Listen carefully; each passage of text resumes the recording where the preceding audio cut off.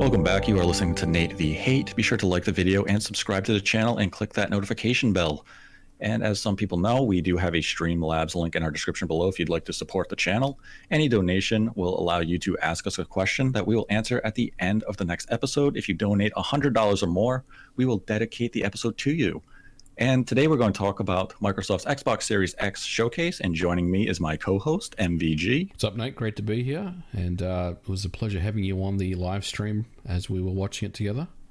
Yes, that was a fun event to live stream, and I believe you have the archive of our reactions up on your channel, so yes. I hope everyone does tune in to watch that on MVG's channel. And also joining us today is Mr. 1 Million Gamer Score, Rand Al Thor.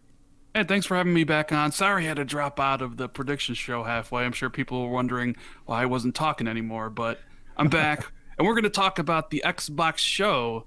Yes. I'm interested in seeing what you guys thought about it yet, because I haven't watched your guys' reactions. I need to go check that out. Yeah, let's jump right into it. Let's start with everything else shown, aside from Halo and Fable, because those are kind of the big, those are the big tent poles of the event. So let's talk about the show overall. We saw games from Rare like Everwild. We saw Remedy come with Crossfire X. We saw Forza Motorsport. We saw Grounded from Obsidian. We got a Hellblade 2 update. We got an Ori 2 update where it's going to be 120 frames a second on Xbox Series X. We saw Psychonauts 2, Stalker 2, State of Decay 3, Tell Me Why, Tetris Effect Connected, and The Outer Worlds got a new DLC pack. So, let's start with Everwild from Rare. What did you guys think of that game? I guess I'll go first. I honestly thought that trailer was one of the most gorgeous video game trailers I've ever seen. I was enthralled watching it, but in the back of my mind, I kept thinking to myself, is this CG or is this in-game? And then I thought to myself, wait a minute, what even is this game? Because that's the whole thing with me with Everwild, is it looks incredible. It looks heavily stylized like only Rare can do, but I don't know what the game is yet. And not only that, I don't know when the game's coming out, because I'm pretty sure it didn't give a release date. So I'm not sure if that's something we can expect in 2021, or if it's a game that's a little bit further away that needs a little bit more time, 2022.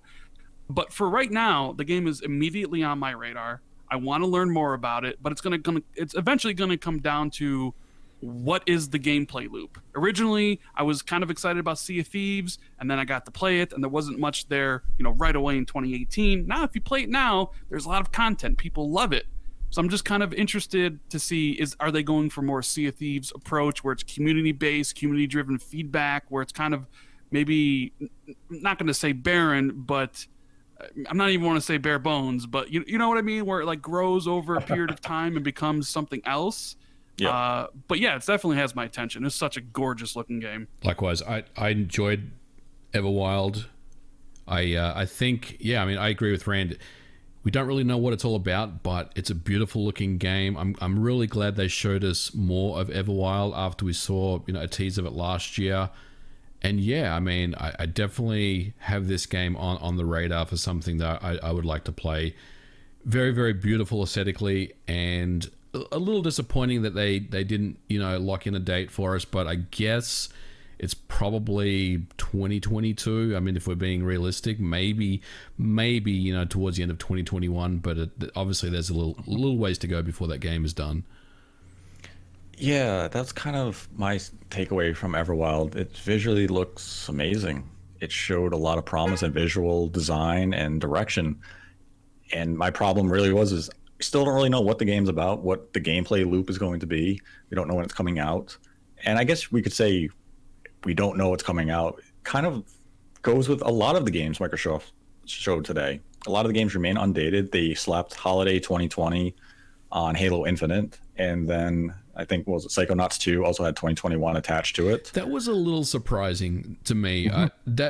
For me, I felt like that was a 2020 launch game all day long. So for that game to get pushed a little bit to 2021, well, I'm assuming it got pushed, right? I'm not because we don't know, but we heard that it was going to come out this year. So that one was a little surprising that it was a 2021 date. Yeah, based on especially what they showed there with Tim Schafer and Jack Black, I thought they were going to come out and announce that it was at least going to be a 2020 holiday game. not necessarily launch day, but definitely before the end of the holiday season, because it seems like that perfect Game Pass release where after you're done playing Halo Infinite, you would just pick up that quirky type of 3D platforming game that Psychonauts 2 is, just to enjoy and leisure. And I was a bit surprised to see that it is a 2021 game, because right now, all we really know for, I guess you'd say, launch window, at least based on this showing, is Halo Infinite and the Medium. And then we know Assassin's Creed Valhalla will be, or, launch day. Tetris Effect is also a part of the launch plans. There was also a few of those ID at Xbox games at the pre-show that I believe are day one. Like Tunic, I believe was announced for day one with Series X. Yes. And a couple others. But the thing about Psychonauts 2 was I think it was delayed because Tim Schafer's been on record recently saying that they re-added a bunch of cut sequences and boss fights that they weren't going to be able to put in the game because they was kickstarted or crowdfunded. But when they came underneath the umbrella of Microsoft, they basically got the money and time to put in what they wanted. So I kind of look at it as like, well, they probably needed extra time to flesh out everything that they originally cut to be able to get it out the door. And I look at it, it's like, maybe they also don't want to put it out the same day as Halo, because I would imagine most people are going to gravitate to Halo. A lot of people are going to gravitate to Cyberpunk and Assassin's Creed Valhalla and the big third parties. And a game like Psychonauts, while good being there, maybe just needs a time a little bit to itself, maybe February of 2021 or March, where it's kind of by itself and you can kind of play it in Game Pass or whatever. But it did look cool. I like Jack Black singing the song. The trailer was interesting. I'm very curious to see what Double Fine can do without the threat of getting their studio shut down. Yeah, it would definitely allow them to be a little more experimental in game design, because it seems like Microsoft is very hands off. It's you guys control the vision of your product, do what you want. We're just here to assist you. So Double Fine, without those shackles, they can do a lot of really creative things.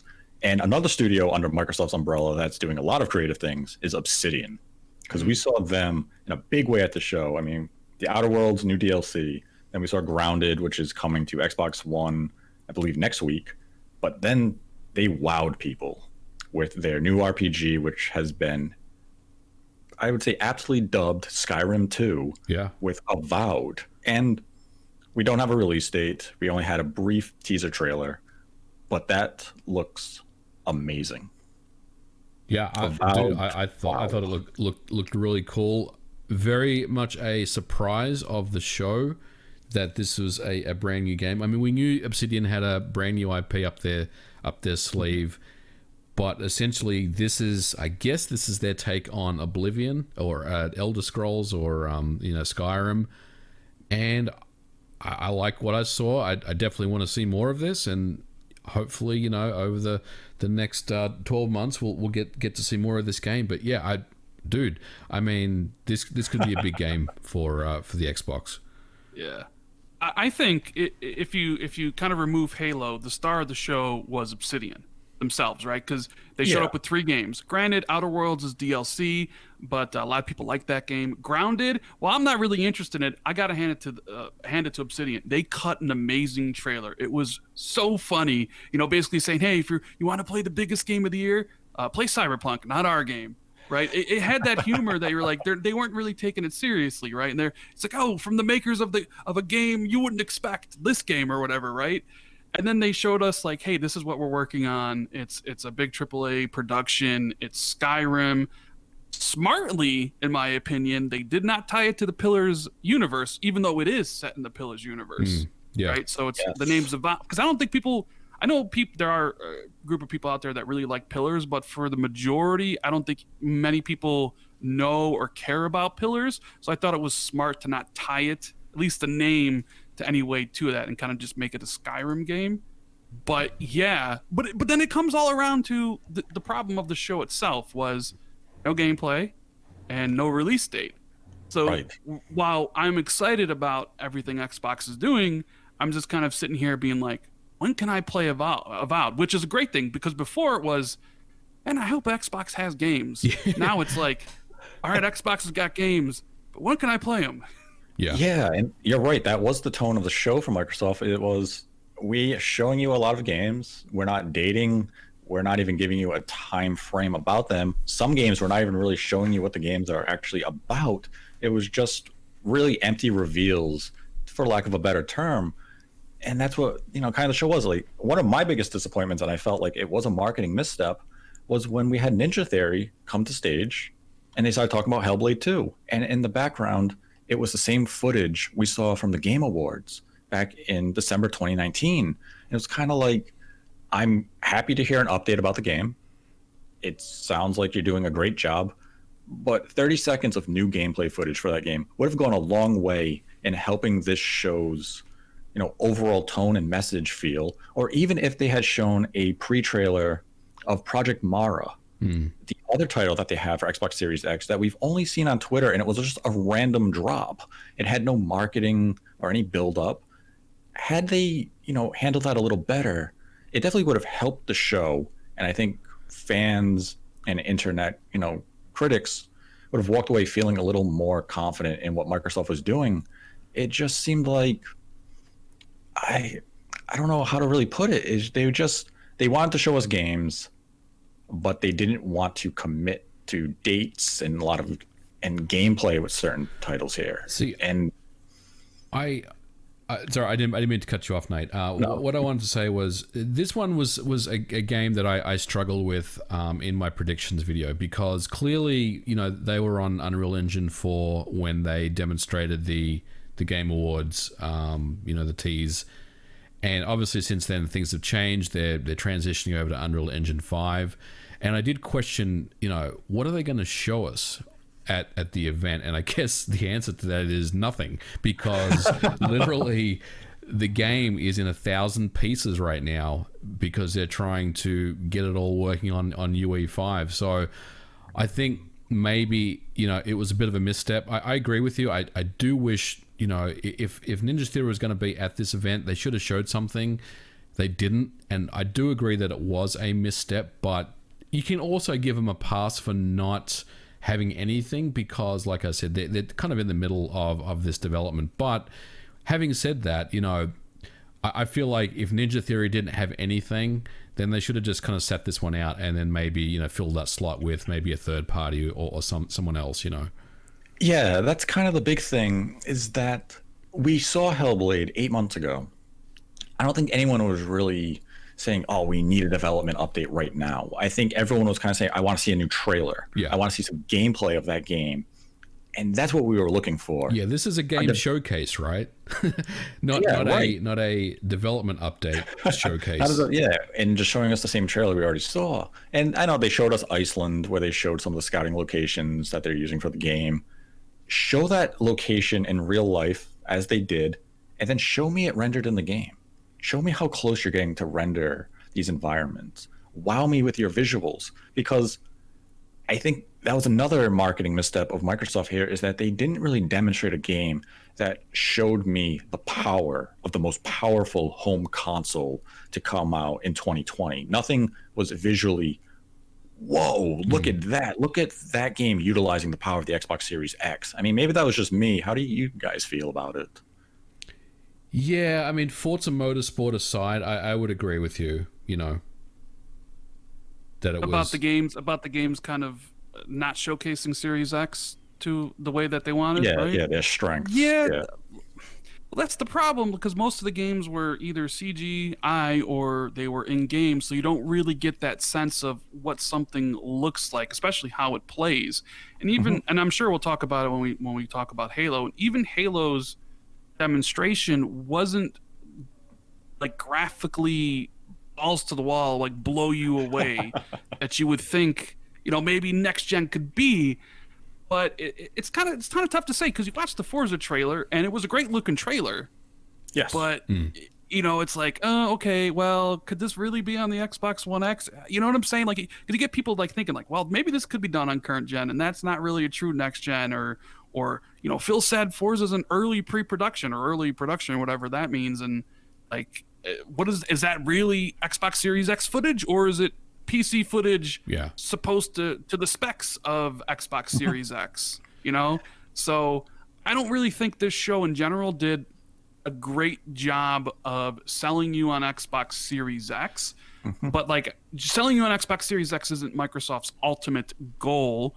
As we talked in the pre-show, Right. their ultimate goal, as you said, is to sell you on the Xbox ecosystem, namely Game Pass, which I think they did beautifully. But this, this doesn't feel any different to me than, say, the 360 launch, where everything kind of looked like OG Xbox games when it launched. Or, the Xbox One was definitely a bit of a step up. You had games like Rise and Forza, Dead Rising, but even those graphically were still... you could almost get away with running those games on the 360 as well. So I mean, I'm kind of, this is kind of normal, when this happens, when you've got a new generation, you're stepping into a new generation. There's that one, possibly two standout games that have obviously been targeted for next gen, and they look amazing.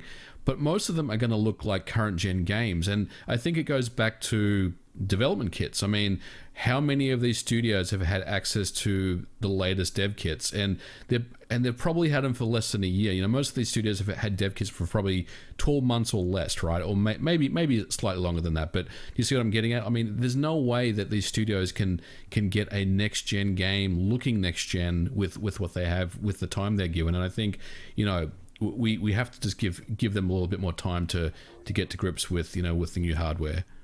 I mean, we do have to give them time to come to grips with the new hardware. But like, if I put this up right next to Sony's show, Sony biggest demonstration of the benefits of SSD and the horsepower of the PlayStation 5 was demonstrated beautifully with Ratchet and Clank.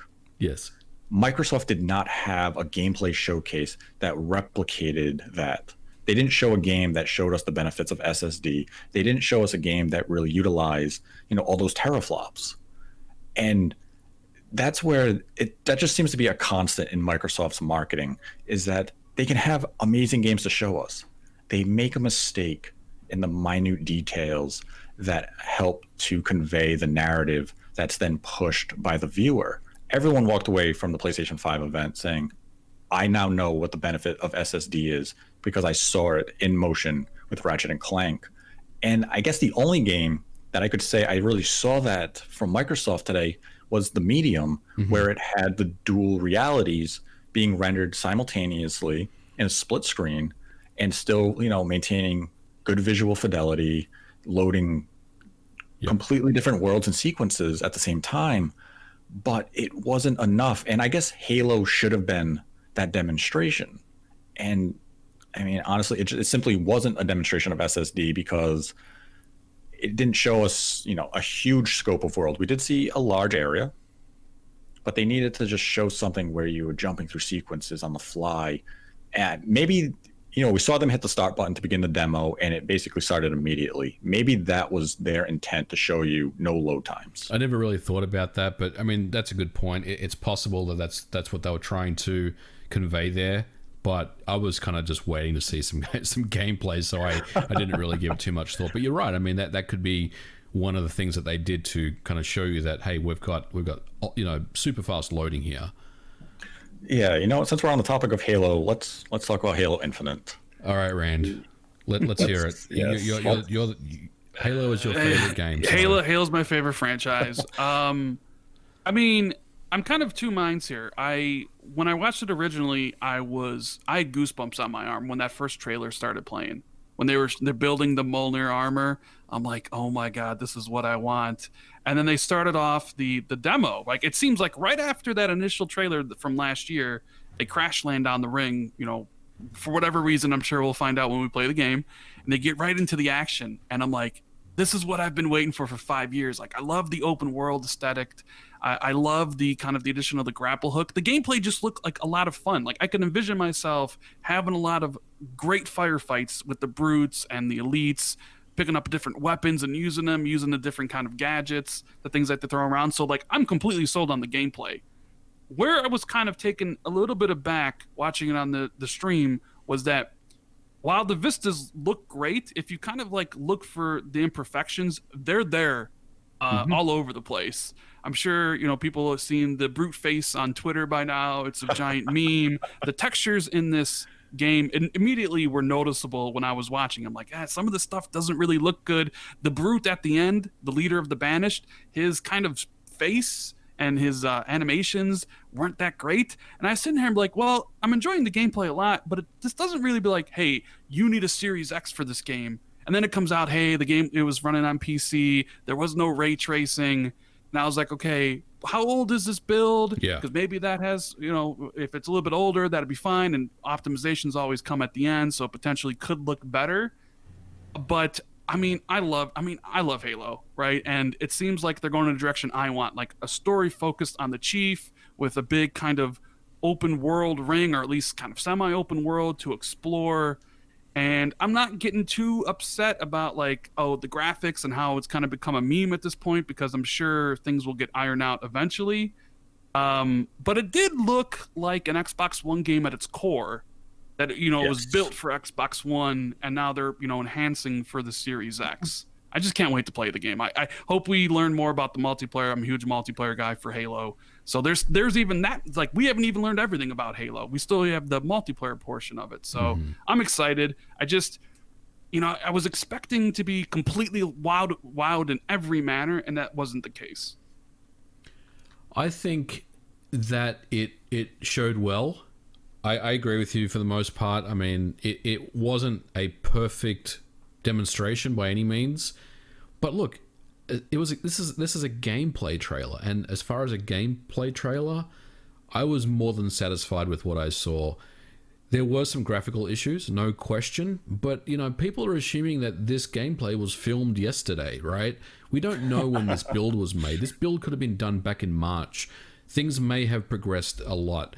A lot of people are questioning, well, is this the way it's going to look when the game comes out? I don't think so. I mean, I think there'll definitely be some more graphical enhancements. And in fact, if you go back and look at any game that has been showed, during its development, and then you compare it with the final build, there's always going to be differences. So I don't expect that, what we saw today is going to look like the final game. I think it's going to look better. And that's a bonus for me, because I really enjoyed the gameplay. Like Rand said, I loved the way that Chief was, going around the map and just destroying everything, using the weapons, using the grappling hook. I mean, it was awesome. I really got I didn't get goosebumps, but I got a really cool Halo 1 vibe from what I saw, and that got me very excited about the game. And look, it wasn't perfect, but I think it showed well. It was definitely the right move for Microsoft to open up with Halo.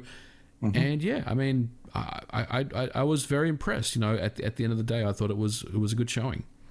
Yeah, it definitely feels like a Halo 1 reboot in a lot of ways. Visually, yeah, it's not the most ambitious game that we see. It does leave, some to be desired. And part of that is the art style. I think artistically, it's still a very pleasing game to the eye. It's very clean, isn't it? Yeah, it's very clean. It's just not graphically ambitious. Yeah. You think some of that has to do with the demand for 60 frames? Yes, I think that's being factored in here for sure. And as you touched on, I think it is also because this is an Xbox One game at its core. It's being enhanced for Xbox Series X. There's only so much you can do if you want to have this game out at launch. And I mean, as they said, we're adding ray tracing in after launch with a patch. That right there basically says we're rushing and scrapping to get this out at launch. Yeah. We're not launching this in the state that we necessarily want it to be in, but we know we need to get it out. And yeah, if you get those patches out within a reasonable time manner, no big deal. Ray tracing will maybe fix some of the lighting issues that we did see in it. But above all, the gameplay looks phenomenal. It looks a lot of fun. And this is the first time I can really say I am genuinely excited to play a Halo campaign in a long time. And they showed a couple of different trailers for the game where they showed Master Chief using the grappling hook to connect to the ceiling of a pillar, where he jumps down, I think, towards an elite, and he brings out the plasma sword to attack. And that's really cool to do. Or we saw him grapple weapons to bring them over, grapple enemies, and fly himself towards them so he could tackle them and kick them. There's a lot of gameplay variety there. It adds a sense of verticality now to stage design, and that's going to be something that can be really exciting to the possibilities of how you approach a scenario in the campaign. So I think from a gameplay front, Halo Infinite is hitting every note it has to. Visually, it's sorry. just, visually it's just up in the air. It's supposed to be that next gen showcase where people look at it and say, "Whoa, I can't wait to buy an Xbox Series X so I can look at those visuals." And the demonstration they had today just wasn't that, but we're months away from launch. This was a demo that could have been based on a build from February. Rand brought up a good point about the 60 frames thing. Like, the draw distance on the game is incredible, right? I mean, there's that one scene where he's kind of standing on top of the, of one of the buildings, and you look into the distance and everything, and it's just got that insane draw distance. I mean, for that game to have that draw distance and running at a lock 60 at 4K, I mean, that's impressive, Yeah. Well, yeah, you don't see a lot of open world games on consoles run at 60, so I'm sure they had to make some sacrifices, especially since it's an Xbox One game. I also think a lot of the criticisms, or not necessarily criticisms, but there's like two camps, right? There's people that want Halo to change, add sprint, add all this stuff, and then there's the purists, right? So in the purists see a grapple hook, they're like, no, like, or you know what I mean? So like 343 is kind of stuck in that middle place of like, well, we need to make it modern, but we got to please the old fans. So like, it looks like they removed sprint. At least I didn't notice it in the trailer, but they added the grapple hook, right? It almost has the same problem as Gears, where like Gears is at that point where like I think it needs a refresh. Right? A lot of people are like, hey, I'm tired of Gears. I want it to be something else. But then the hardcore fans are like, no, Nasher must be most powerful all the time. Right? And they don't want anything to change. And they're kind of like stuck in that. I don't really envy 343, like for the decisions they got to make about appeasing one group versus the other. But they're definitely out there, And I mean, I think they've hit a nice balance though here, because the gameplay resembles a lot of Halo Combat Evolved. And as I said in the pre-show, they have finally evolved the combat. The grapple hook is an evolution. And I love how they showed a variety of weapons during the gameplay where he was just switching to all these different guns to show you, how you're going to use them. Or even how it looks like they got rid of the Spartan abilities and they made them tools that you're going to pick up instead. So you had the shield, like he picked up the shield, he threw it out. It's not just going to be, it's going to recharge, boom. It didn't seem like it was on a recharge. Did it? No, it didn't seem. It seemed like it was like an equipment that you picked up. So I do wonder, like, what type of other equipment are there? There's got to be more than just that, right? There has to be other types. And I think that's a good way for them to go with that, where it's equipment you pick up. So it's not always like, well, I know I can just go down here with the shield and I'll take all these guys out easily. Now it's kind of like, how should I approach this? How can I think about this scenario? And you kind of saw it in the gameplay demonstration where it was just, oh, here he comes. I'm going to stick him with a grenade. I'm going to grapple this plasma crate over here, throw it at him. I'm going to shotgun the elite in the face. Now I'm going to grapple that enemy so I can go over there really quick, kick him in the face, and I'm going to just take on this. Master Chief looked like a badass in this. He was just like, oh, you guys are nothing. You fear me. And it actually felt like they had reason to fear the Spartan. And that's a good direction for him. But you're right, 343 is kind of in a damned if you do, damned if you don't scenario, where the purists are going to be mad, or modern gamers are going to be mad in some area. And right now it seems to be the Brute's face, which is the equivalent of the Pokemon Sword and Shield tree. It's going to be a meme for months. It's going to be something everyone references of saying, look how bad this game is visually, while ignoring all the beautiful vistas and other scenery just because, this ugly creature looks stupid. Let's focus on that. And every game has that problem. Every game has some area that isn't visually appealing. But overall, I think Halo Infinite did what it had to do. How do you both feel about the fact that after the show they basically said that this is the last Halo game for the foreseeable future, and it's going to be a platform essentially moving forward? I like it. I mean, as long as it's like updated constantly, new maps for multiplayer, new modes, the missions. Like the thing I think about, if you're going to keep the story of Halo going, like the campaign has to be complete. Like there has to be a beginning, middle, and end. And I'm a tad bit worried by like them adding single player stuff because, is this chapter 1 of the campaign? And then eventually we're getting chapter 2, and then eventually chapter 3. That's the only kind of issue I see with a living platform game or games as a service, whatever you want to call it. Like it works for multiplayer, clearly people love it, because they Yes. can keep on playing their games and they're always updated. I'm just kind of curious how it would work for the story. Hopefully they nail it with that. But whatever story content they do add, I just hope is on par with how good like whatever they ship with. Because most of the time, add-on content that comes later is nowhere near as good as the original content. I'm That's not sure true. how I feel about it being kind of the last game. That really. I'll see how that plays out. Part of me feels a little sad, when they said that, honestly, because it's like, well, what does that mean? But I guess if we keep getting Halo content, I think it's going to be okay. But I'm like Rand. I'm an old school gamer. I just want to see, Halo Infinite 2, Halo Infinite 3. I want sequels, after this game. So it'll be interesting to see how that plays out over the next, 4 to 5 years. I mean, I guess they can still do that. If we view it as, they kind of put out the same as saying Halo Infinite is the umbrella. Right. So the next game is still going to be, it could be Halo Infinite, Frozenborn. Yeah. Where it's going to be its own campaign. It's just going to fall under this single umbrella, and they're just going to continue to release content Right. under this house. And if you do it right, it's a fantastic idea if you do it right. And that's the mystery. Are they going to do it proper justice, or are they going to stumble somewhere along the way where you get that new single player campaign and it feels underwhelming, or it's just content lacking, and then you just feel dissatisfied with the product. And that's something we'll find out over time. And it's really going to come down to how quick can they make a new campaign for this game, because this has taken years. Yeah. So what are we realistically looking at for the next campaign chapter here? Another 2-3 years? Right.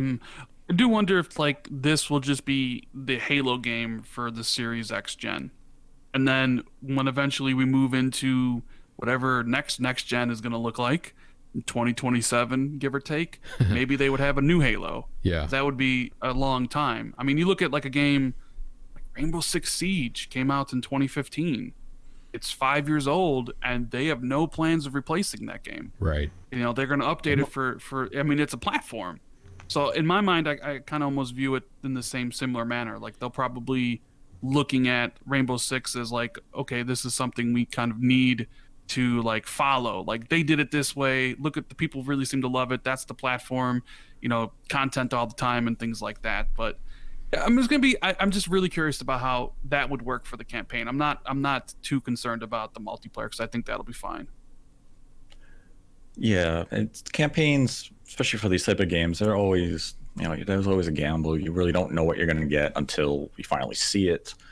But it makes sense for them to leverage Game Pass with this type of game and use it as a platform, because they want to keep you engaged in that ecosystem for as long as they can, and they don't want to. I guess their interest isn't to sell you, Halo Infinite 2. It's to sell you Halo Infinite and just have you keep investing into that new content, or just keep you subscribed for as long as possible and just continue to give you that content to keep you around. And like you said, it's a gamble. If it pays off, Microsoft changes the industry. If it doesn't work out, they have a big problem on their hands. But I mean, we're not going to see the fruits of that labor for a long time. Whether or not it shrivels on the vine, we'll find out soon enough. But Halo Infinite is an ambitious project, I would say. It's doing what it has to, and now it's just a question of was it enough to bring in new fans to the Xbox ecosystem, or do you think it kind of just sold it to already, the Xbox faithful? I think it sold it to the Xbox faithful. I think the multiplayer has a chance to expand and bring people in, especially. My prediction comes true that they make the Halo multiplayer free to play. So there's no barriers to play Halo multiplayer anywhere. You can play it on console for free, or you can play it on PC and Steam for free. And that could be the way they get people maybe interested in the Halo universe. That's kind of the way I'm thinking about that. Yeah, I think that was another tone of the show overall. I don't think it sold anybody on the Xbox. Like we said, it's a great showcase for Game Pass, but I don't know if it was enough to really convince people who haven't already invested into the Xbox ecosystem to invest in the Xbox ecosystem. And that's something Microsoft does have to work on, because you have to cater to new players. And kind of the software they showed today it's just what we expect to see from Microsoft and Xbox. It lacked that huge surprise element. And I guess the surprise for them was supposed to be Fable from Playground.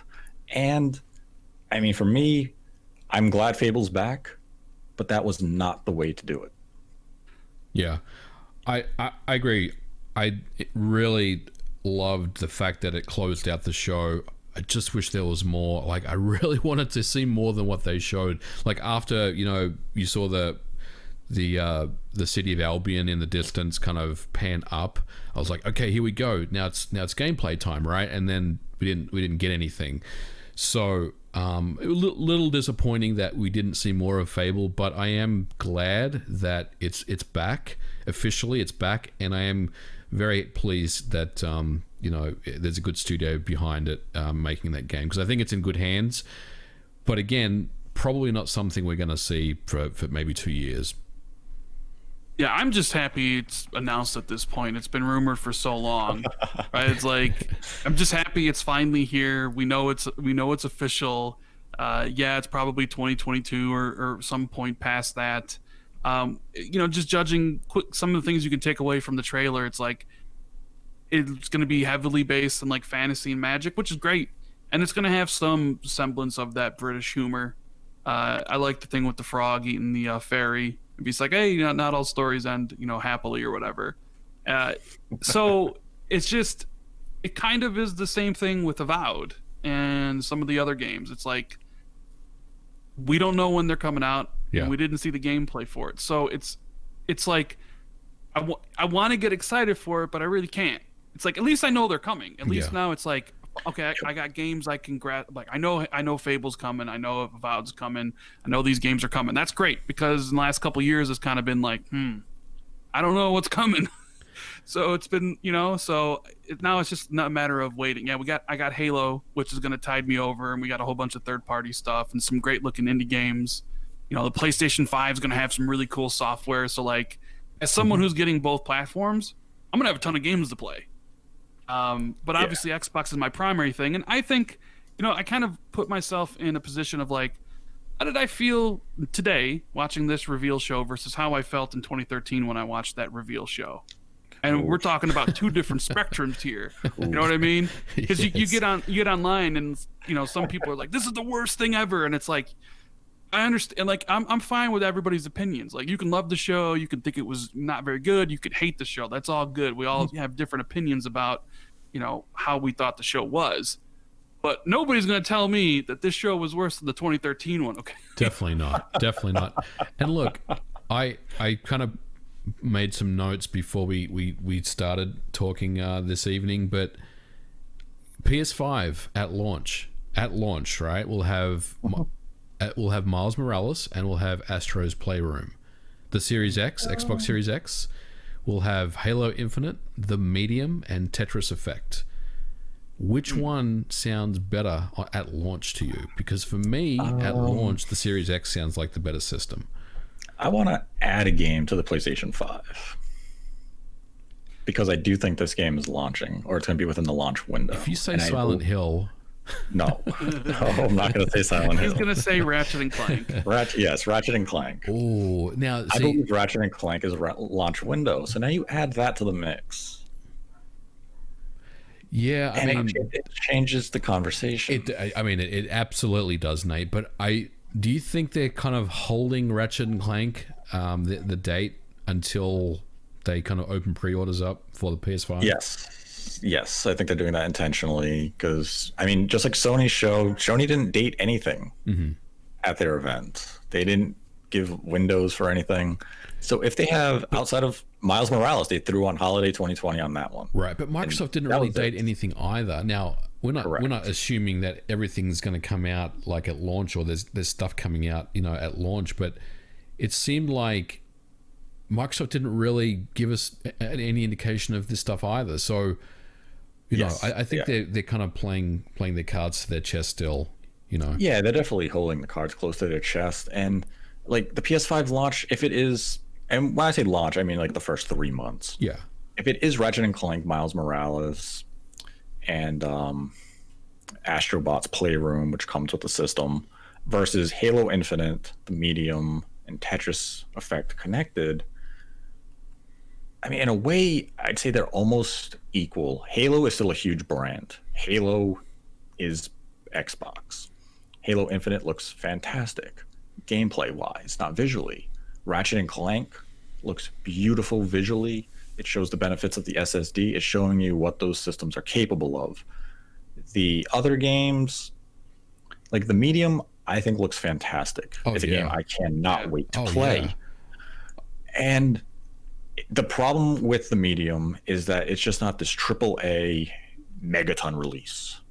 It's a quality release, which is what you want, around launch. You want that secondary game to play after you get the must-have game. So for the Xbox, Halo is the must-have, and the Medium is your companion.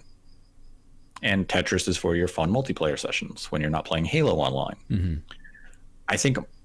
I almost still feel like Sony is a little better position because Ratchet and Clank is going to be that fun single-player campaign.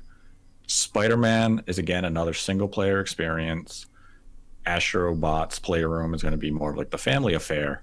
But when you can have these two core single-player, self-contained experiences, probably only spanning between 12 to 15, maybe 18 to 20 hours, that feels like, you got this quality product, you played it, you enjoyed it, you probably restarted. Halo's going to be more vast. You're going to play with people with co-op and stuff like that. I mean, it's really tough for a one-to-one comparison, but I think I might give the edge to Sony at launch. What about the? I would imagine Demon Souls has to be a launch title at this point. That game's been rumored forever. The rumor is that it will be within at least the launch window, so it could launch before the end of this year. And I mean, that gives Sony even more of an advantage. I think Sony also, they realized that they didn't have a lot of first party, because why else would they go buy 2 of Bethesda's games, Deathloop and Ghostwire Tokyo. Yeah. And I think Deathloop is launching this holiday too. I mean, it's just going to come down to preference. What do you like? Are you in the PlayStation ecosystem? Then this show probably didn't do anything for you to switch. Now, you maybe would buy some games here and there on PC when Avowed comes out or Fable, but you're still going to get a PlayStation 5 to play those games, right? Yes. And, if you're heavily into the Xbox ecosystem and PlayStation comes out and it's just, Destruction All-Stars and, Ratchet and Clank 10 or whatever Ratchet and Clank it is. So you think Ratchet is coming with the PS5 launch? I think Ratchet is a launch game, and I think Demon Souls will be in that launch window. And if Ratchet is a launch game, that is up there with some of the killer app launch titles to ever grace video games. We're talking Mario 64 levels of hype if Ratchet is a launch game. Wow. That's some high praise. Mario 64 revolutionized gaming. And I guess in a way, Ratchet and Clank is kind of going to do that with the SSD demonstration of just that simultaneous loading into new areas and stuff. Yeah. And I think that's why I would give Sony the edge here. And Microsoft's problem is like, yeah, you listed off great games.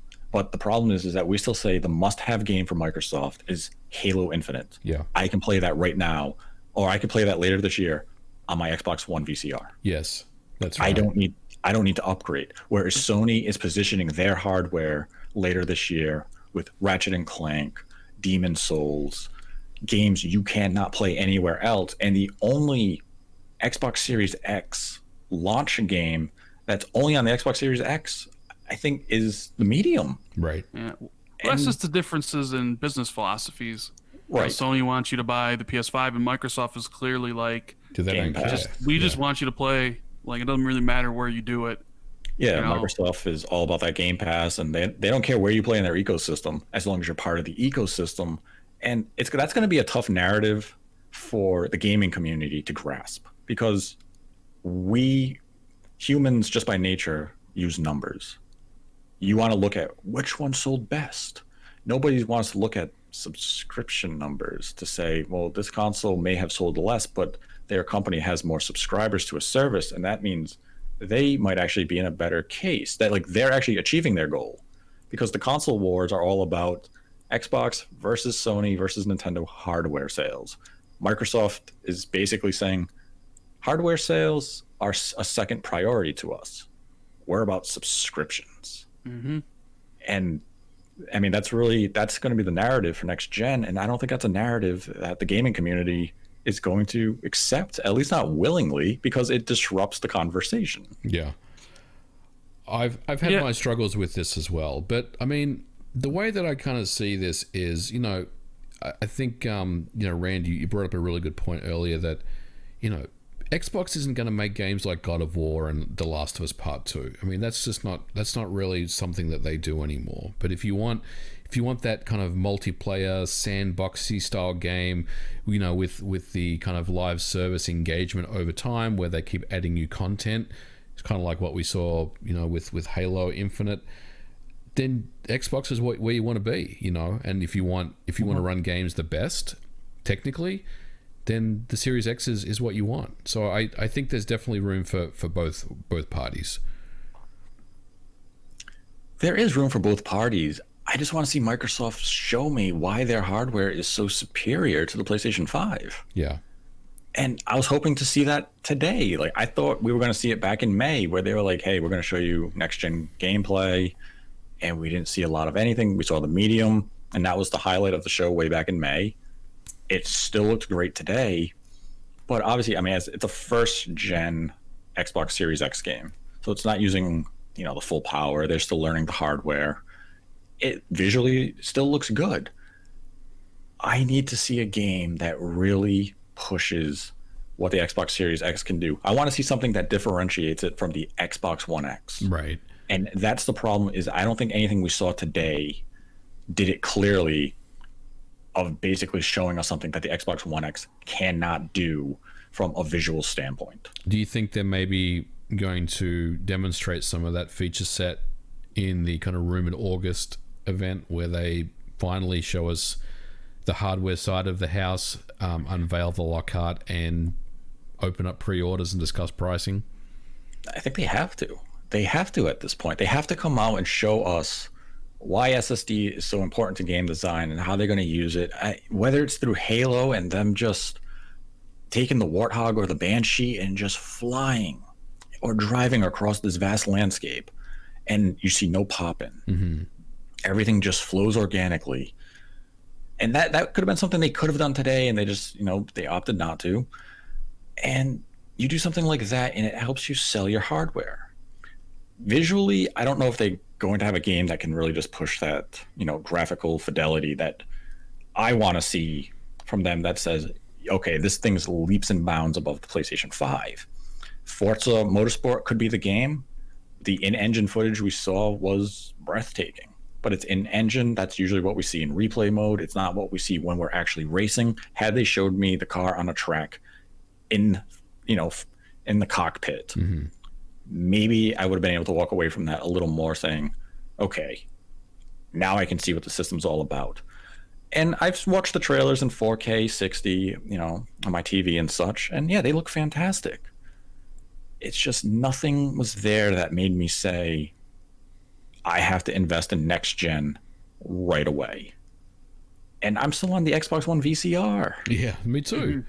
I mean, that's the thing. It's like I'm going to buy an Xbox Series X day one. I want to upgrade. I want to play these games in the best way I can. But for the mass consumer, or to the person who owns an Xbox One X, mm-hmm. I don't think they did enough to show you that this is that next generation leap. And I mean, maybe that still comes down to the philosophy we talked about. They're fine if you still play on this, this legacy hardware. As long as you're playing in their ecosystem, they're fine with it. Eventually you will upgrade. And maybe they're just kind of banking on that. Like, yeah, we know you're eventually going to buy an Xbox Series X. We just don't care when you do it. Just continue to buy our games, continue to subscribe to Game Pass, and we're okay. Yeah. I think there's a lot to look forward to. I mean, obviously there's a bit to go with some of these games, but Rand kind of mentioned, in the past, you didn't really have much to kind of, to look forward to. There was maybe Gears 5 or something and a State of Decay game, but you didn't really have much else. I mean, we've literally got, 12, 14, 15 titles here. I'm looking at this list of games that are coming out on the Series X, and that's all first-party games, and that's quite exciting. For the first time in a long time, we're starting to see the fruits of the acquisitions that they've made over the years, and I think, look, is this a perfect launch pad into the Series X? No, but no launch is ever perfect. I mean, God forbid, the Xbox One was a horrible launch. This is going to be a lot smoother, I think, and there's definitely a lot to look forward to going into next generation. So, yeah, I mean, not perfect by any means, but not a disaster, by any means as well. Yeah, I mean, I kind of agree. 2020's hasn't been the best year either, and I'm sure that has a lot of impact on the games that can be available for launch and how they looked. And we didn't even talk about State of Decay 3, how that game looked. The jump in visual quality from State of Decay 2. Now, it's probably not going to look like that, and they did say that was in early pre-production. Yeah. But if that's the level of improvement that you can expect from State of Decay 2 to State of Decay 3, then you don't really have to worry about whatever about games, because there was that worry that State of Decay 3 is going to be like State of Decay 2, or which is basically State of Decay 1.5. But if the Microsoft's really going to pump the money up and you're really going to get some games that look great, that are built for the Series X first, as we mentioned, it seems like Halo Infinite is really just an Xbox One game, then I'm going to be in heaven, because I'm going to have all these games coming eventually that are probably going to be really good. And it's just, the point now is it's just a waiting game. It's all right, these games got to get made. Now it's Halo Infinite for now, but eventually it'll be Fable, it'll be maybe Perfect Dark, it'll be whatever Compulsion's making, Avowed, like Ninja Theory, which was the biggest disappointment of this entire show. We haven't even mentioned it, was the fact that Hellblade 2 was there, but it wasn't there because they didn't show anything new. They lost a point from me for that. Yeah. Honestly, I gave it an 8. It would have been a 9 if they showed off something from Hellblade, but I was so disappointed. Yeah, and I think do you have any concern with, I guess, Microsoft's future? Because I'd say the event showed us everything in Microsoft's pocket. They took out their deck of cards and they said, this is what Xbox game studios are up to. This is what the studios we acquired. This is what we are making. And we're not dating any of these, but they're coming in the future. Trust us. Some might be 2022. Some might be 2023. And it's kind of like, you guys laid out your game plan for potentially the next 2 to 3 years. And that's risky, because that means we're going to get updates on a lot of these games moving forward at E3s and Gamescoms and XO. And when you see a game, 3 times in a row at E3, you kind of get fatigued and you just start to say, okay, bring the game out. Yeah. And I mean, Microsoft chose to roll that dice here. They wanted to show you what they have. They wanted to show promise of the future. And it's not a new tactic. Sony has done it a lot in the past. They show you a logo of a game, and then 5 years later, the game finally launches. I mean, Ghost of Tsushima was announced in 2017. Took 3 years to launch. So every company does this. It's just kind of like, okay, we saw Fable. Now we're probably going to see Fable again next year. And we'll probably see Fable again in 2022. And then it may launch in late 2022, hopefully. But that means we're going to see the game another 2 times before it comes out. And that's a lot of exposure, especially if it's just trailer, gameplay demonstration, launch. It feels like, I understand why they came out and announced everything that they have in their, in their pocket. Whereas Sony announced a lot too. But Sony said, we pulled stuff. We're still sitting on things for our August show. And we, as we mentioned, Coalition, the Initiative, that's really the only 2 companies right now that haven't shown anything for the Xbox Series X. And that means Microsoft doesn't have much left in their, in their pocket. Well, unless they've got some third-party timed exclusives up their sleeves, right? I mean, they may have more for us that we're not privy to at this time. true. And I mean, hopefully they do. Microsoft, they're definitely more aggressive than they were during the Xbox One. Xbox One, they felt like they were content doing very little. They didn't come out with really any. They had a few good exclusives, but it felt like they were always building towards something. And I think people thought they were building towards today. Right. And instead we saw an unfinished product. Like someone yesterday was telling me, what if they, and this is complete fanboying, but what if they got Persona 5, right? I mean, can you imagine how that would make Sony people feel? That would be a pretty good flex there if they got that. I mean, they did get Dragon Quest 11. Yes, they did. And that's big. Dragon Quest hasn't been on the Xbox brand, and they now have a lot of support from Square Enix. They have Kingdom Hearts, Final Fantasy games, and now Dragon Quest. And from Sega, they have a massive expansion to Phantasy Star Online 2. Yeah. And we didn't really touch on that because, I mean, I think it's a really cool get for them. It looks like a fantastic game, but I mean, if we're honest, it's niche. It's Phantasy Star Online. It has its legions of fans, but it's Phantasy Star Online too. There was that Phantasy Star Online 2, the Grounded, the Outer Worlds DLC, the Tell Me Why stuff. I all kind of there was that like segment, right, where after they showed I think it was like Everwild or maybe it was Forza, where it was like, okay, here's Tell Me Why, here's the Outer Worlds DLC, here's the patch for Ori 2, here's, Grounded or whatever. And I was just like, it all could have not been in the show. Yeah. It all could have been pre-show, could have been post-show. Same thing with Phantasy Star. It's like, isn't Phantasy Star Online 2 like a 10-year-old game at this point? I just feel like we could have used that for something different. Maybe they needed the games there to, fill up some time. But I definitely feel like, well, I love Ori 2. Like, it's one of my favorite games of this year. It's like, did it really need to be in the show to showcase that we got 120 frames? I guess that's maybe hey, this is why you need Series X for 120 frame rate. I mean, that's the only thing I can really think of. It's not like Ori 2 sold 20 million copies or something. Right. Yeah, I mean, you bring up a good point, and it was kind of, I didn't think Microsoft was going to leverage this show to demonstrate games that are already on the Xbox One and say, well, when we bring them to Xbox Series X and we give you that enhanced patch, here's what you're going to get from them. Because it's kind of like, well, I'm already have an Xbox One, I have Ori 2, or I have Game Pass where some of these games are already on it. So I just naturally, I know it's going to be backwards compatible. I don't think you need to dedicate a lot of time to those type of releases. Like we've seen Gears of War 5, they talked about it, of how they're going to, new lighting, ray tracing, better textures, better frame rate, and all this other stuff. Don't make that a focus of a software showcase.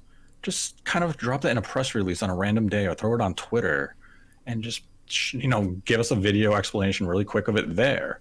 Because when you put it in a showcase like this, the first thought in my mind is kind of like, that's filler. You're showing DLC to the Outer Worlds. That feels like filler content. Well, this was 1 hour on the dot, this show. So yeah, I feel like they had to pad it out with some stuff. Yeah, they had to find some fluff. Yeah. And that's what it was. I mean, like, that's cool. Ori and Will of the Wisp at 120 frames a second. Awesome, because the game struggled on the Xbox One X to maintain frame rate before they got a couple of patches on it. But I don't think this was the place for it. I agree with Rand there 100%. That could have been something that you saved closer to like launch of the actual system, or when that patch for the game is ready, you just kind of announce it saying, hey, Ori 2, 120 frames a second, available tomorrow. Well, they did kind of do that after the show. The Xbox Wire announced that Forza Horizon 4 is getting a 4K 60 patch. Gears is. Sea of Thieves is. They announced a whole bunch of first-party games that are getting updated for Series X. They weren't in the presentation, but Ori 2 was. I'm kind of thinking like you could have just said that in the Xbox Wire article, not had Ori 2 in the show at all. Yeah. Yep. So yeah, it definitely felt out of place, and it's just unnecessary for it to be there. Because if you wanted to play Ori 2, you've played it by now. Or maybe you said, I'm going to wait until, maybe I get an Xbox One X, or I was just waiting for patches to improve the performance.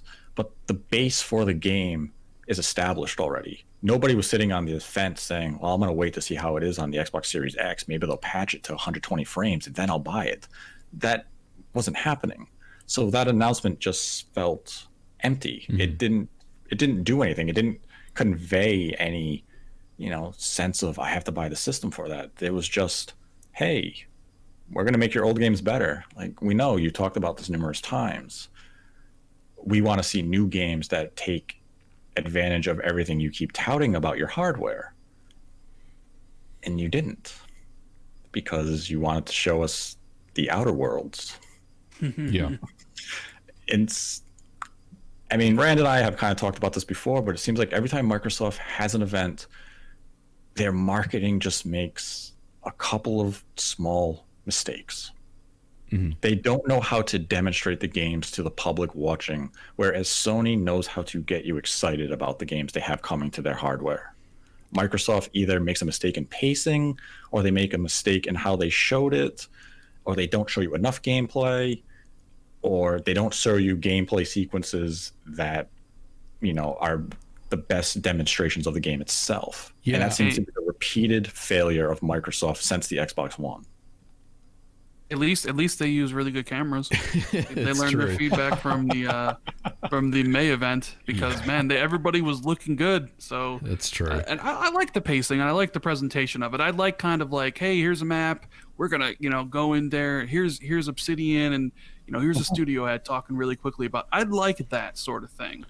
But it's kind of hard to really showcase your game when everybody's working from home, and the games that you're working on are 2 years away, 3 years away at this point. But I just kind of look at this like you said, this is Xbox giving you essentially a roadmap for what they're doing, and I'm happy with that. Yeah. Like, I have games here that I'm really excited to play, and while sure, maybe didn't necessarily sell me on the Series X, like, oh, look at this amazing graphics. Like, I didn't really need to be sold on Series X. Like, I'm a hardcore gamer. I'm going to get the Series X and PS5 regardless. I'm just excited about Xbox. I know that's kind of like a bad thing on the internet, because Xbox can't do good. But, there's a lot here I really liked. There's a lot here. The show, here's the thing. The show's an 8 out of 10, right? And I thought it was pretty good, but it could have been better. There's things that they obviously could improve or need to improve. But I think the foundation is here. Like, if you ask me, like, how confident I felt about Xbox in 2013, I'd be like 0. Like, I'm about to jump off the boat. Like, they got nothing. But now it's like, no, I'm more confident than ever. And sure, people may not like the show, and that's your right to. But like, I see all the pieces coming together. So I'm still excited. Yeah, I totally agree, Rand. This is, it's been tough for them. They've had a lot of struggles over the last couple of years, but again, we're starting to see the fruits of the acquisitions of the first-party studios, and that's going to continue. This is a good launching pad for them to really, take it to the next level as far as where they used to be, and I'm excited to see it. Look, for me, I love Xbox. The OG Xbox is one of my favorite systems of all time. I've been a fan since day one. Love the 360, the Xbox One. Well, that was a bit of a misfire, but I still played some of the games on that system as well. So yeah, for me, I want to see Xbox succeed again, and I think they have enough here where they can really get back to that position that they used to be in. I'm excited for the future. I think it's going to go well for them. It's not perfect, but no launch is, man. If you look at the Xbox One, the 360, the PS3, the PS4, the PS, even the PS5, what we've seen so far, none of them have been absolute, 10 out of 10, showings. There's always been something there that makes you think, wow, that's a little weird. And I think this is something, along those lines. I think that the system is good. The games that they have is a good solid base, and I'm interested to see where it goes from here. You mentioned weird, and I want to bring this up really quickly. And I don't know if Nate had it in his notes or whatever, but Destiny 2? Is anybody expecting Destiny 2 to show up at this thing? No, that was another one of the moments where I was kind of like, huh, why are you here? I mean, it's a great thing. Like, and like Destiny 2 in Game Pass, right? It's free to play. Yep. So, but all the expansions are in Game Pass and the new one. Yep. And so I was kind of thinking, like, Microsoft and Bungie sure seem to be getting a little cozy, a little bit. That was definitely a lot of love there between those two companies. I wonder if they're trying to rekindle something. Like, Yeah. hey, I just thought it was really weird. It was kind of like, what? Like, Yeah, it was- what's going on here? especially at this event where it's just like, hey, Destiny 2, like, why are you here? Yeah. Like, why were you invited to this party? I mean, those types of announcements don't surprise me anymore. You know, with those, you know, exclusive deals or those Game Pass deals or whatever, you know, Phil's really good at picking those things up. And again, you know, I think what the plan will be from now is, you're right, Nate. I mean, I think they've showed pretty much their entire hand here, other than the Coalition and the Initiative, which, you know, we're going to see more of this year.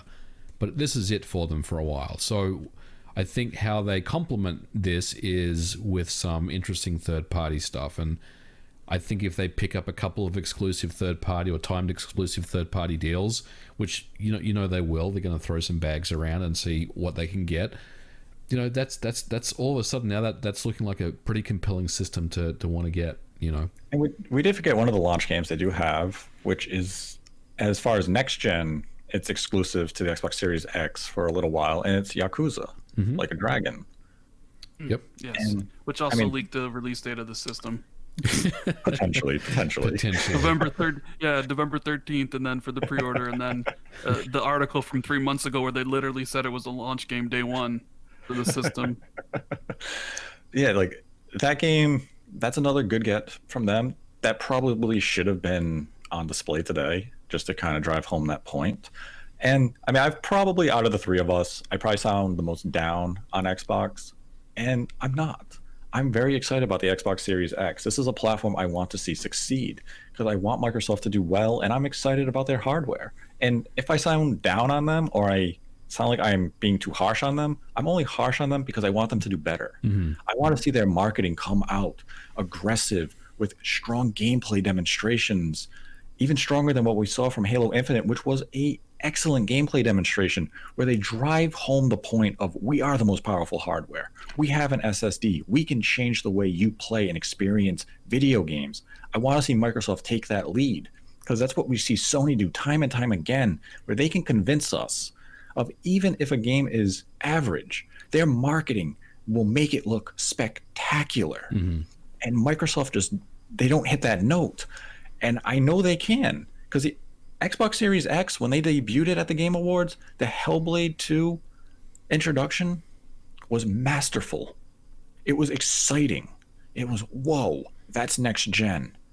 And since then, if just Microsoft doesn't have that momentum or that energy behind it, and I know they can get it back. I want to see Microsoft do it. And like I said, Halo Infinite looks amazing. The gameplay looks so fun. The medium looks fantastic. I can't wait to play it. Like, there are more things on the Xbox Series X right now that have my interest than the PlayStation 5. But the caveat being, I'm looking at games that are potentially 3 years down the road for the Xbox Series X, because Microsoft detailed their roadmap of everything they have internally. And hey, it's a risk. It might work for them. It might sell units right now. But I know I'm going to be, buying Fable. I know I'm going to play Everwild. I know I'm going to play Avowed. Crossfire X campaign from Remedy will definitely have my interest. Forza, Hellblade 2, Stalker 2, Tell Me Why, Tetris Effect Connected. Those are all games I'm going to be playing on the Xbox Series X, and I can't wait to do them whenever they happen. I just want to see Microsoft smarten up when it comes to their marketing and really fight Sony hard. Yeah. Because Sony doesn't feel like they have competition. They're just going to walk all over everything again, and they're going to control the next gen narrative. And Microsoft is making the right moves in many areas. They're taking risks in some, but they have a good foundation built. Now it's time to build up from it and go back to where they, shine. And that's with publishing quality software. We're probably, we're 3 to 4 years too early to see the fruits of all this labor. But when we see them, it's going to be a completely different Microsoft than what we see today. And we're already seeing a different Microsoft today than what we saw on the Don Matric with the Xbox One. Oh, yeah. No doubt. Like, Phil Spencer is taking this into, a potentially risky scenario, but it has a huge payoff if it works. I'm excited to see what they can do with it. And I mean, I've said a lot over this year that the Xbox Series X is going to surprise people, and I still think it will. 343, I said have faith in them, and I think they delivered on that. They showed a really promising Halo. And I mean, I'm excited to see what Microsoft does for the rest of the year leading up to the Xbox Series X launch. And, let next gen begin. Absolutely. I'm ready for next gen to arrive and for us to play some really cool games over the next few years. I just miss E3. Mm-hmm. Yeah, I think we all miss E3. We all miss Gunk too. Yeah. Gunk. Oh yeah, Gunk. As well as Warhammer Left 4 Dead or Warhammer Dark Tide or whatever it's called. I thought that was Dead Rising for a second. I was like, "What is this game?" And then I saw like the eagle on the gun, and there's like Inquisitor. I'm like, "Oh, this is Warhammer." It's not Warhammer like you would know. It's like 4-player co-op Left 4 Dead Warhammer. Yeah. Still, it was just regular, CGI in game thing, like no gameplay. So I was like, I know Gunk kind of look cool. I know it's like a small indie title, but yeah, I like Gunk's visual style. I like what it was showing there. It looks like it could be a lot of fun with the environments, but then finally an enemy showed up on screen and we didn't see combat. And they did say after the show that game is full forever exclusive to Xbox as well. That Gunk game. Obviously, some of them like the Medium is a timed exclusive, and some of those other ones you can tell just from the way the PR answered their questions.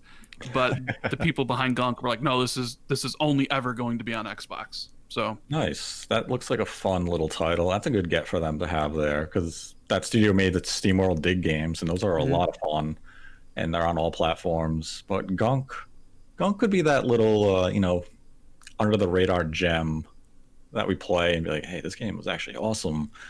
So, Microsoft did show a lot of software variety today. I definitely will give them that. Mm-hmm. Yeah. But, let's see what they bring us on launch day aside from Halo Infinite and the Medium. And let's hope they hit that stride and keep signing deals and bringing us awesome, exciting new games, maybe another studio acquisition in the next couple of months, be it WB or somebody else, and continue to build that arsenal. Do you think we see Initiative's game this year? Do you think they? Yeah. You think we see it in August alongside like this is Lockhart? Here's the price, or how do you think that's all going to play out? I think it's a Game Awards thing or a Gamescom or an XO type thing. I don't think it's part of the August plans. I think it depends on how Sony approaches their next state of play. If Sony comes out at their state of play with, let's say, half a dozen unannounced PS5 exclusives, like Silent Hill, I think then Microsoft has to kind of sit there and say, okay, we have to be a little more aggressive.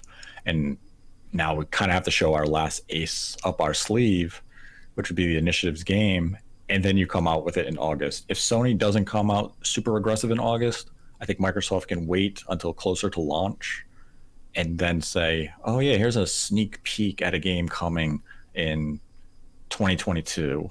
And you just see the Perfect Dark logo come down with that nice little sound effect. And you see like Joanna just walk on screen and just introduces herself and it cuts to black. And that would honestly be enough just for people to be like, yo, Perfect Dark is back. Yeah. And then that's it. And maybe you show a little more Fable this year. I think that would help.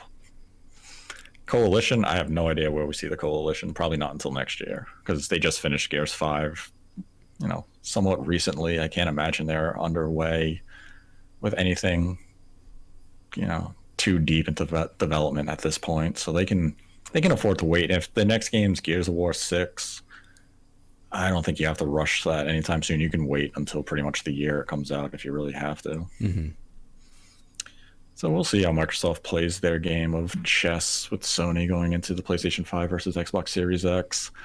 It should be interesting because Microsoft is playing a slightly different game than them, and they're all after the same thing, though: our time and money. Absolutely. So that will conclude today's episode of Nate the Hate. You can find Rand's Twitter in the description below, as well as his YouTube account, and you can find MVG's YouTube channel and Twitter account in the description below. I would like to thank Rand Thor for joining us today. Thank you for having me on. I'm glad I could actually be here through the entire episode. It's great talking Xbox with you guys. Oh, it's always great to have you here with us to talk Xbox. And I'd like to thank MVG for joining me as well. Thanks for having me on, Nate, and solid 8 out of 10 for the show. Microsoft can walk away and go to bed tonight feeling pretty good about how things went down. Yeah, I'd probably rate them a little lower. I think I'd give them a 7.5. But yeah, they should feel good about what they had on display today. And they should look forward to August and giving us those Lockhart details, because we know they're going to have the price advantage over the PlayStation 5, and hopefully we find that out in the next few weeks. But that would be a topic for a different day. So until next time, continue to embrace the hate.